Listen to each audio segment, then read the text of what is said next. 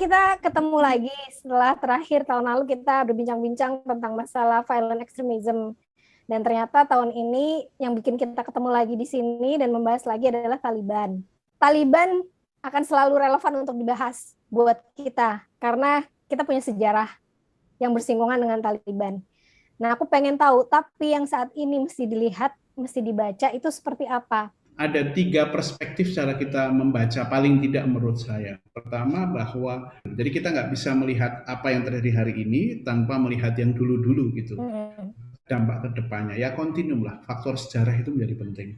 Faktor yang kedua yang harus kita lihat itu adalah experience. Siapa saja sih yang kemudian mempunyai pengalaman terhadap konflik itu. Nah, di sini konteks ini Indonesia masuk lah. Misalnya di PhD saya itu kan memang spesifik melihat foreign fighters. Apa sih menyebabkan orang Indonesia terlibat di dalam konflik internasional? Paling tidak ada 350-an kalau dari yang terlibat itu minimal ya. Kemudian yang terakhir itu adalah aspek gender. Konstruksi apa Afghanistan hari ini itu nggak bisa juga monolistik. Untuk masyarakat Afgan konstruksi aman itu aman bagi siapa? Aman bagi lelaki tentu sangat beda dengan amannya buat perempuan. Dan pertanyaannya kenapa itu penting? Pada tahun 80-an itu orang Indonesia terlibat di dalam konflik untuk sebagai foreign fighter. Mereka berangkat ada yang dari Indonesia kemudian menuju ke Malaysia. Nah, mereka kemudian tinggal dan melakukan pelatihan militer melalui camp namanya Al-Ittihad Al-Islami ini. Nah, 80-an awal Taliban belum muncul, tetapi menurut Abu Talud salah satu kombatan Indonesia yang terlibat dalam konflik itu mengatakan ya bahwa elemen-elemen Taliban itu sudah ada, orang-orangnya gitu, tapi belum secara organisasi. Nah, baru setelah ketika Mujahidin ini menang, tetapi kemudian yang menjadi presidennya itu bukan dari suku Pashtun. Nah, disinilah orang Pashtun salah satu, kemudian terjadi konflik terus-terusan, ada sebuah gerakan ini yang dipimpin oleh Mullah Umar. Mereka ini dulunya nyantri. Thalib itu kan kalau bahasanya itu pelajar gitu di perbatasan Afghanistan ini. Oleh karena itu Taliban itu nggak satu, ada Taliban Afgan dan kemudian Taliban yang ada di Pakistan. Kemudian ketika Taliban sudah berkuasa pada kemenangan pada waktu itu, kemudian memberi perlindungan kepada Osama bin Laden, JI Jamaah Islamiyah itu mengirim orang lagi. Salah satu yang dikirim perwakilannya si Hambali ini. Dan beberapa orang Indonesia itu memang terlibat pelatihannya bersama Taliban dan ketemu dengan orang-orang Taliban. Mereka punya experience yang berkesan. Nah, yang menariknya itu mereka selalu menganggap orang-orang yang merasa terlibat di Afghanistan itu adalah, kalau saya tanya itu the best moment in their life ya ketika mereka menjadi kombatan bersama ketika di Afghanistan itu. Itu experience ketika itu, pengalaman sekian puluh tahun lalu itu masih menjadi memori yang sangat mengesankan kan, berarti buat mereka memori emosi yang mengesankan lah. Lalu pengalaman itu dibaca mereka dalam konteks hari ini yang lebih complicated geopolitiknya. Begini, ketika mereka berangkat itu rata-rata mereka percaya betul bahwa ini adalah jihad, bahwa kitalah yang berjihad. Ini emosi mereka secara emosional itu bahwa percaya betul bahwa mereka itu jihadlah yang mengusir Rusia.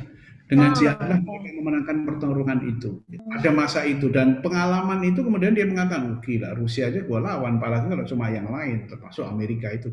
Maka embrio ketika kemudian muncul menjadi Al-Qaeda itu modal sosialnya, modal emosionalnya itu salah satunya merasa mereka menang gitu.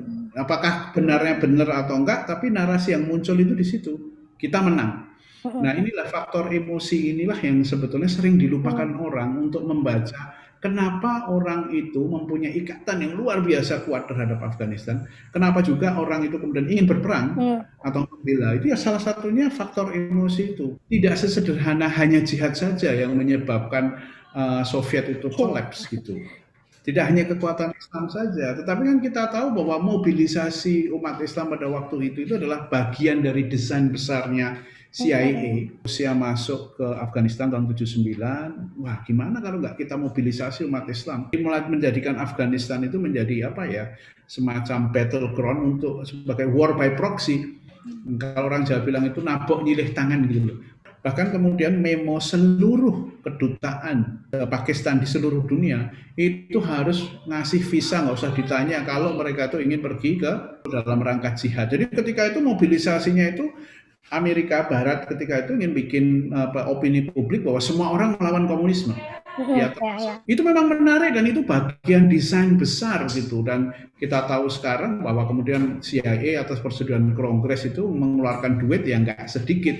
Misalnya Abu Talib selalu bercerita, saya itu dulu mas ketika datang ke sana di kedutaan, masuk di imigrasi aja langsung, oh Indonesia, Soekarno, Assalamualaikum. Jadi penerimaan itu sudah oke banget. Jadi ini konteksnya 20 tahun lalu. Struktur geopolitik itu menyebabkan orang Islam untuk bisa datang ke sana itu difasilitasi ini dan diundang.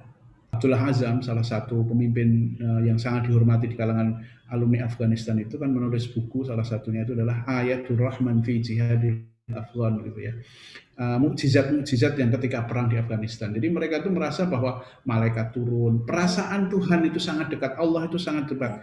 Ini adalah nubuah, dipuntahkan. Inilah yang kemudian menggerakkan orang percaya bahwa mereka di pihak yang benar gitu, melupakan aspek-aspek geopolitik yang lain gitu loh. Poin kita itu kan sebetulnya kan itu, bagaimana peran emosi di dalam memahami geopolitik. Makanya tadi experience itu penting, dan experience itu sangat subjektif banget gitu.